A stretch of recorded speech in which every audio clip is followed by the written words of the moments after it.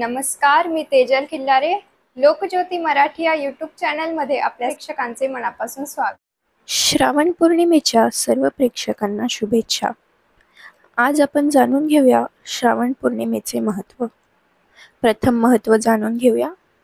श्रावण पौर्णिमा भगवान बुद्धांच्या जीवनात महत्त्वाची ठरली.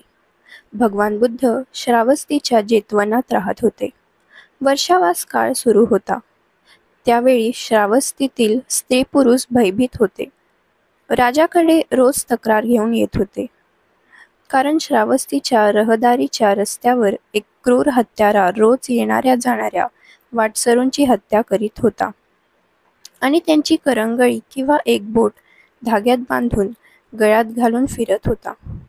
म्हणून लोक त्याला अंगुलीमाल म्हणत असत. श्रावस्ती नगरीचा राजा प्रसेनजीत चिंतेत होता. नगरवासी रोज राजाकडे जाऊन सांगत असत की तुम्ही या गुंडाचा डाकूचा बंदोबस्त करा, नाहीतर आम्ही नगर सोडून जाऊ. राजाला काय करावे ते समजत नव्हते. त्या समयी भगवान बुद्ध जेतवनात वास्तव्यास होते आणि राजा प्रसेनजीत हा जेतवनात गेला व त्याने हा सगळा प्रकार तथागतांना सांगितला. मग दुसऱ्या दिवशी सकाळीच तथागतांनी भिक्षापात्र हातात घेतले आणि अंगुलीमाल ज्या वाटेवर हत्या करीत होता त्या वाटेने चालते झाले. अंगुलीमाल त्याच्या झोपडीत बसला होता. तथागतांना समोरून जाताना त्याने पाहिले आणि तो विचार करू लागला की हा संन्यासी आहे. अंगुलीमालाने आतापर्यंत 999 माणसे मारली होती. त्याला त्याचा गुरु शीलभद्र याने 1000 माणसे मारून त्याचा हाताची बोटे गुरुदक्षिणा म्हणून मागितली होती. म्हणून 1000 मनुष्य मारल्यावर 1000 माणसांची बोटे घेऊन तो गुरुकडे जाणार होता. अंगुलीमाल खूप आनंदी होता. तथागतांना त्या वाटेने येताना पाहून त्याला त्याची गुरुदक्षिणा पूर्ण होताना दिसत होती. हातात शस्त्र घेऊन तो तथागताच्या मागे पळू लागला. तथागत पुढे चालत होते. अंगुलीमाल तथागतांच्या मागे धावत होता, परंतु तो त्याच्यापर्यंत पोहोचू शकत नव्हता आणि म्हणून त्याने तथागतांना जोरात ओरडून थांबवण्याचा प्रयत्न केला. तथागत त्याला म्हणाले, अहिंसक, मी थांबलो आहे. तूच धावत आहेस. मी स्थिर आहे. तुझे मन चंचल आहे. ते हिंसक बनले आहे.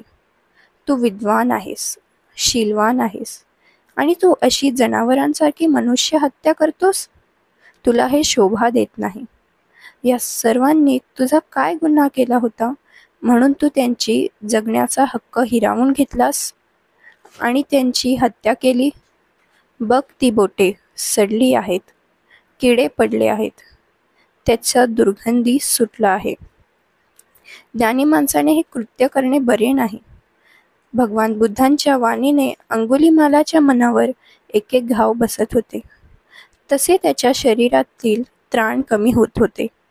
त्याचे अंग कंप पावत होते. करुणा, मैत्री भाव हा माणसाच्या सर्वात महान असा धर्म आहे.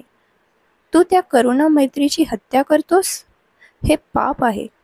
शुद्धीवर ये आणि माणूस म्हणून जग. भगवान बुद्धांच्या वाणीने तो शांत झाला. त्याच्यातील हिंसक वृत्ती संपत आली आणि त्यांनी तथागताला शरण आल्याचे सांगितले व आजपासून मी कोणाचीही हत्या करणार नाही अशी कबुली दिली आणि हत्यार फेकून दिले. मला क्षमा करा. मी अज्ञानापोटी हे सर्व केले. मला सन्मार्ग दाखवा, असे म्हणून तो तथागताच्या चरणी लीन झाला आणि तथागतांनी त्याला आपला उपासक बनवले. तो दिवस होता इसवी 504. त्या दिवशी श्रावण पौर्णिमा होती. अंगुलीमालाच्या आईचे नाव मैत्रायणी होते, तर वडिलांचे नाव गार्ग असे होते. अंगुलीमालाचे नाव अहिंसक असे होते. अंगुलीमाल पुढे जाऊन महान भिक्खू झाला आणि त्याने निर्वाण प्राप्त केले व अहर्तपदास गेला. दुसरे महत्त्व असे की भगवान बुद्धांच्या महापरिनिर्वाणानंतर सुभद्र नावाचा भिक्षू संघात दिशाभूल करू लागला. मन मानेल तसा अपप्रचार करू लागला आणि भिक्षू संघाच्या विनयामध्ये बदल होऊ लागला. त्याला प्रतिबंध करून भगवंतांच्या वचनांचे संगायन करण्यासाठी भगवंतांचे आवडते शिष्य महाकश्यपांनी 500 अहर्त भिक्षूंची पहिली धम्मसंगीती श्रावण पौर्णिमेला आयोजित केली. ही धम्मसंगीती गृध्रकट पर्वतावरील सप्तपर्णी गुफा येथे आयोजित केली गेली. भगवान बुद्धांच्या महापरिनिर्वाणानंतर 3 महिन्यांनी ही धम्मसंगीती झाली.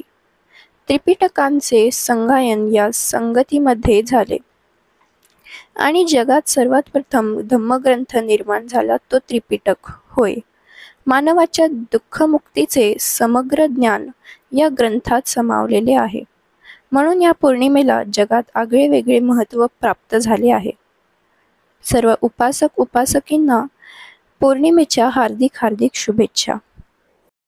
लोकज्योती मराठी या यूट्यूब चॅनलला तुम्ही लाईक नसेल केलं तर लाईक करा, सबस्क्राईब करा, शेअर करा.